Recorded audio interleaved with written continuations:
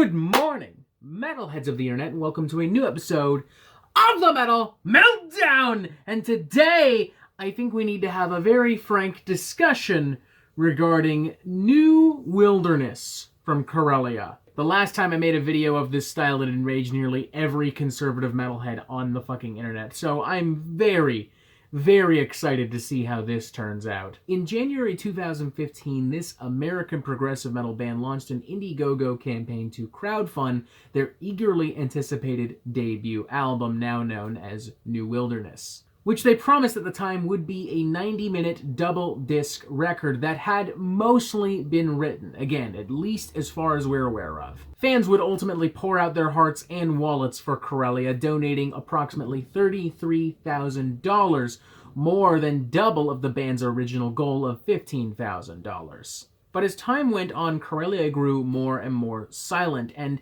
in response to the growing frustrations of Corelia fans, MetalSucks.net launched an investigation into the production of this album, through which we learned it wasn't just Corelia's fans that were upset with their lack of progress on the studio album. Their management was as well, as Outer Loop Management, who at the time represented the likes of Periphery, Carnifex, and Darkest Hour, had dropped Corelia from their roster out of frustration from their inability to deliver upon their promises. Metal Sucks, Outer Loop Management, and the fans may have stopped short of calling Corelia a bunch of con artists, but they very much did imply it in this investigation and through their frustrations. And in response, Corelia said, the accusations that we're scamming anyone in general is just not true either. Going on to say, all of the money we received from the crowdfunding has been allocated towards the record's production, merchandise, and release campaign.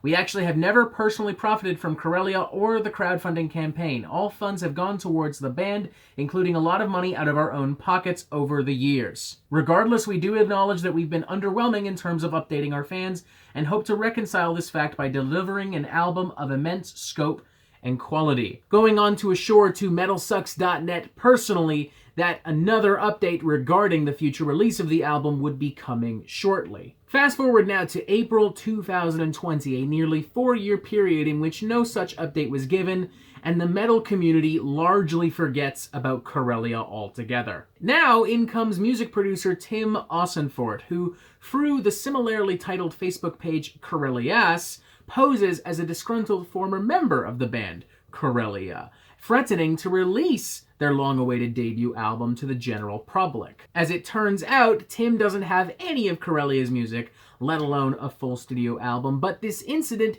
did force Corelia to finally come out of hiding and finally address their fans, pledging not only would their debut album soon finally see the light of day, but that they would also be giving everyone who contributed to the original Indiegogo campaign a full refund. And as of Tuesday, May 12th this week, the band has followed through on at least one of those promises, releasing New Wilderness unfinished to the general public. Keyword there, unfinished. And that's where we really start to discuss why I will not review, stream, or purchase this record. It took nearly 6 years for this album to see the light of day. An album that, as far as we know, has been written since at least January 2015. And it took another 4 years to get any kind of update out of Corelia after a thorough and damning investigation that heavily implied that they were con artists. And what are the Corelia fans treated to? An unfinished record.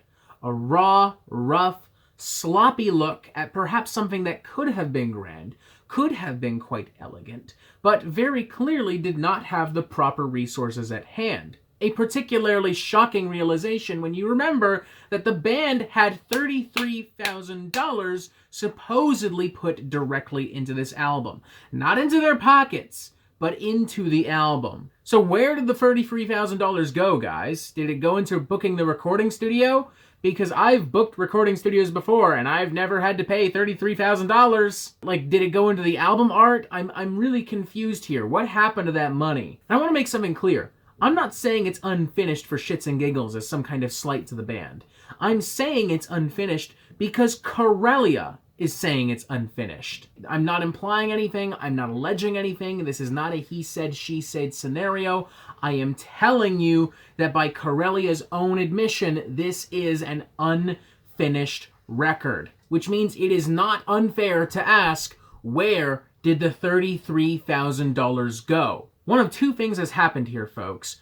Either Corelia is telling the truth and all of the money from the Indiegogo campaign has been put into this record, or Corelia had the money to begin with and basically took $33,000 out of your respective pockets. The former scenario means that they're just shit at what they do. The latter scenario means that Metal Sucks, Outer Loop Management, and the fans were not wrong to imply that they had been scammed. Because they have been scammed. That is gross. All the more so when you remember that Corelia has promised to refund all of this cash. The only way they can do that is by having that $33,000 on hand. And I don't know about you, but in the middle of an economic meltdown, I sure as hell don't have $33,000 on hand. So how the fuck would a band that supposedly has invested said $33,000 into a record have said $33,000 on hand? Do you see what I'm getting at here, folks? Do you see all these puzzle pieces just not quite fitting together? Do you see the awkward picture left in their wake? Because I do, and it's a picture of a bunch of fucking con artists who just got away with $33,000 in a shit record. What really got me, though, is that in their last statement, they claimed that mental illness was to blame partially for the delay of this album. To be entirely fair, it's not uncommon for mental illness to delay a record. We've seen that happen with Acurion in these last few years, delaying the release of Come Forth to Me due to a series of trials and tribulations happening in each of the band members' respective lives. But the difference is when Acurion got their shit together, they released a full studio album, and in the process didn't take money from their fans. That mental illness line is especially somewhat offensive to me, if we're being honest, because they're just using it as a crutch for their laziness, for their poor work ethic, as some kind of blanket for their obvious and transparent thievery. My family is scorned with mental illness. Most of the men in my family have some form of autism, including myself. My father is clinically depressed, and my sister is clinically depressed and has anorexia. So I don't appreciate you using mental illness as a crutch for your shitty record. We still get our jobs done. We do not use our mental illnesses as crutches for when we fuck up. We take responsibility. Corelia takes people's money. And these reasons, ladies and gentlemen, are the reasons why beyond this video, I will not patronize Corelia in any form whatsoever. They are a slimy, dishonest, and elusive group of con artists that want you to believe that they are these hyper-passionate, skilled musicians that are true to their word 100% of the time. The latter point couldn't be further from the truth even if Corelia physically pushed it. Hell, I'd go as far as to say that if it weren't for the intervention of Tim Ossenfort essentially trolling the band out of hiding, that this album would have never seen the light of day and Corelia would have ran off